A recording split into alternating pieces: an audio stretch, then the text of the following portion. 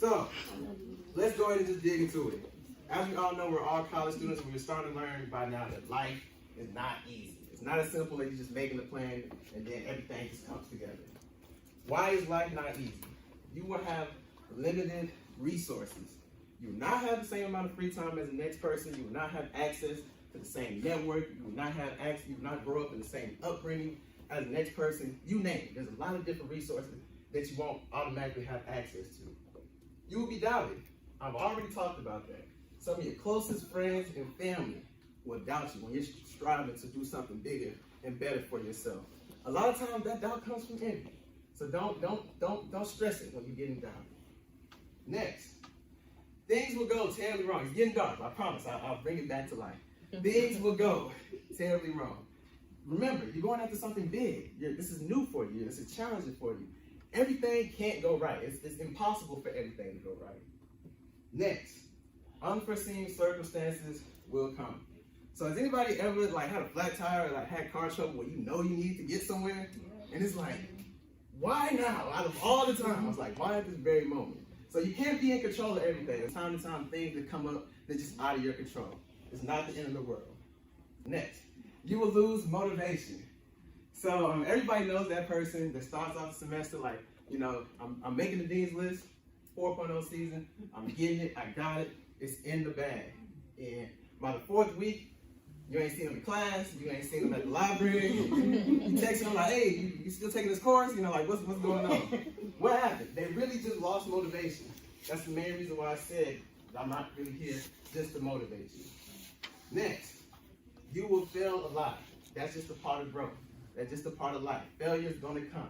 That's just a part of pushing yourself. Like I said, when you're in the gym and you're lifting weights, the only way for your muscles to grow is if you push yourself to failure. And it'll be painful, but I promise it'll be worth it in the end. All right, what are you gonna do? So now that you know that you got your plan and you got your purpose, but there's gonna be some obstacles that you're gonna face. What are you gonna do? So I was told this saying my first semester of college, and it really stuck with me. You are given two choices in life. You can make money, or you can make excuses. And you can replace money with any goal that you're trying to achieve. I can get that PhD, or I can make excuses. I can go into my business, or I can make excuses. You name it, whatever goal, whatever dreams you have, you can replace it with that make money. Or you can in turn replace the last line with the make excuses line. You can make your money, or you say, hey, I don't got the same amount of free time as the next person. You can make your money or say, hey, I don't have access to the same network as the next person. You name it. You get my drift. So for those of you that's still with me that want to make money, let's talk about how you make some money. So everybody know who this is, correct? Yes, that's Rick Ross. That's somebody that's made a lot of money, to say the least. But the reason why I chose Rick Ross is because he tweets this thing pretty often in the morning. Perfect day to boss up.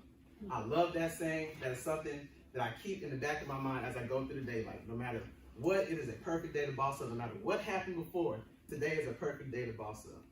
So how do you boss up? First and foremost, I've said it multiple times, but if you haven't got it by now, I'm going to say it one more time. You have to believe in yourself. That is the most essential thing. If you don't believe in yourself, don't expect anybody else to believe in you. Next, be disciplined. So I just talked about the guy that wanted to make that GPA, that wanted to make the dean's list, and they just fell off. So what separates that person that wants it and doesn't achieve it and the person that wants it and actually does? They're disciplined. They don't let their emotions get the best of them. No matter what obstacles that come about life, they say, hey, if I say I'm going to do this, I actually follow through and execute. Bringing me to my next point. Execute your plan. So I'm just going to be real with you guys. My first semester here, I finished with a 2.38 GPA. That's bad. That's bad. I remember getting an email from the College of Engineering saying, they said, hey, we're not kicking you out, but I'm just letting you know, if you go down the path that you're going, you won't be here for long. And I remember calling my mom and saying, Mom, I'm going to class every day. I'm going to the office hours.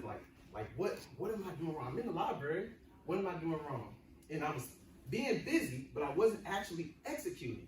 I didn't have an effective plan at work to ensure that I was going to get the results that I was seeking. It is not enough just to be busy. You have to learn how to execute.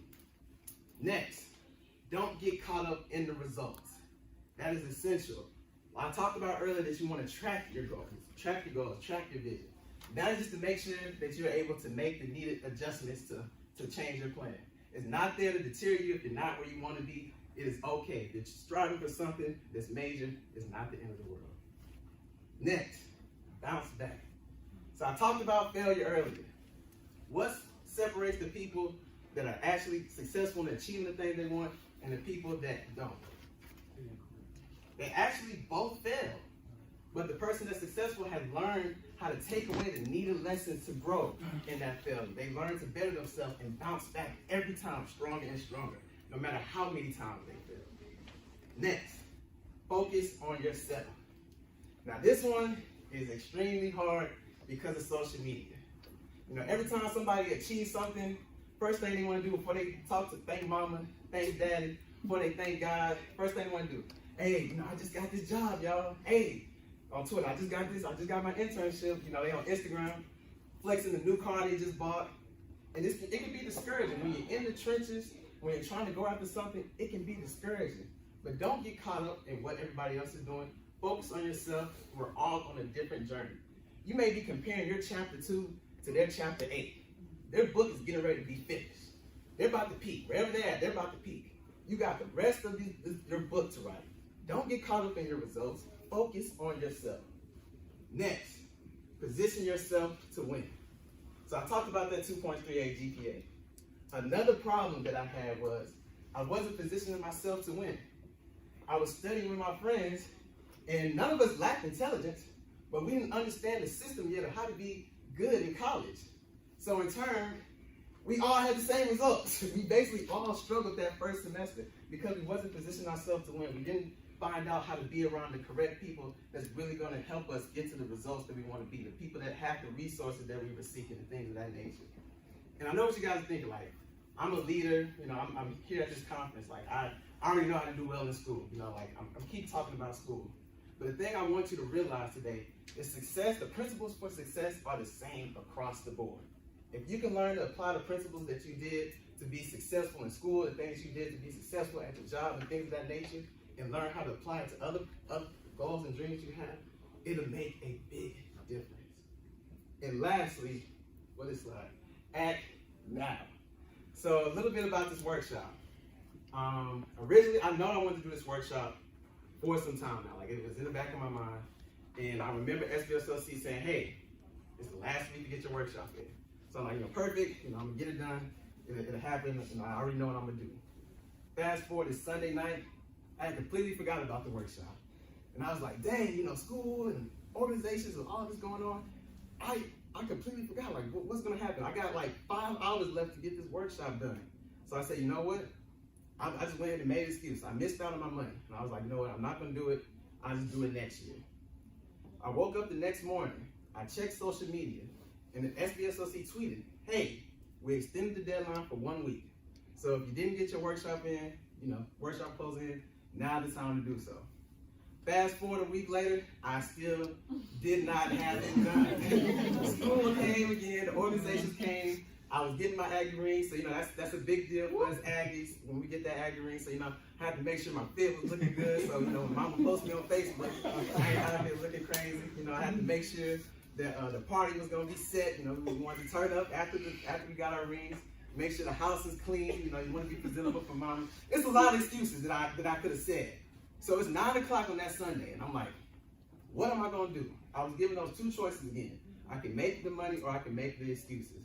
So with the time being that I had left, I decided, you know what? I'm gonna put forth the best proposal that I could possibly do with the 3 hours I have left. I'm not gonna worry about the results, and whatever happens, happens.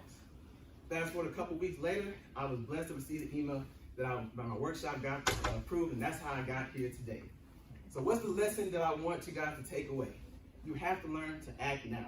There's never gonna be that time where your finances is in order, your school and stuff is in order, your family's in order. There's not gonna be a time where everything exactly is going for you and it's like, go ahead, Mama, you can finally do it.